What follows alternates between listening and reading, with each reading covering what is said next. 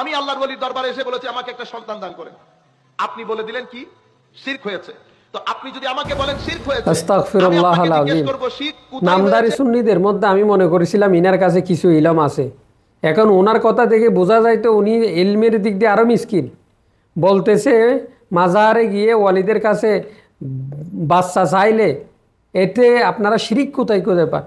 আরে ভাই, এটা তো স্পষ্ট শিরিক, জাহারান একটা শিরিক, দেখা যাওয়ার মতো একটা শিরিক। আপনি সন্তান চাইবেন, সাহায্য চাইবেন একমাত্র আল্লাহর কাছে। আমরা তো এটাই কোরআন ও হাদিসে পেয়েছি। আমরা সূরাতুল ফাতিহাতে কি পড়ি? ইয়্যাকা না'বুদু ওয়া ইয়্যাকা নাস্তাঈন, অর্থাৎ আল্লাহরও ইবাদত করি এবং তার থেকে সাহায্য চাই। সাহায্যের মালিক একমাত্র আল্লাহ তাআলা। আপনি তো আল্লাহর সাথে শরিক করতেছেন, নাউজুবিল্লাহ। আর শিরিকের গুণা তো, শিরিক করলে সমস্ত আমলই বরবাদ। আর আপনি বলতেছেন বাবার দরবারে গিয়ে বাচ্চা চাইলে, এটাতে আপনারা শিরিক কোথায় খুঁজে পান? আপনি কোনো হাদিস কোরআন পড়েন নাই? ইজাস্তাআনতা ফাস্তাঈন বিল্লাহ। রসুল ইবনে আব্বাসকে কি বলেছেন রাদিয়াল্লাহু তাআলা আনহুকে? তুমি সাহায্য চাইলে আল্লাহর কাছে চাও। বাচ্চা দেওয়ার মালিক, খানার মালিক, পিলানোর মালিক একমাত্র আল্লাহ তাআলা।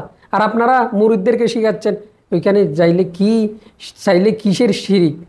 আল্লাহ আল্লাহ।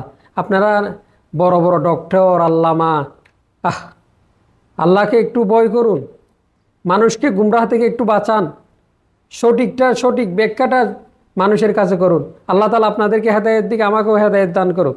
জাযাকুমুল্লাহ খায়র।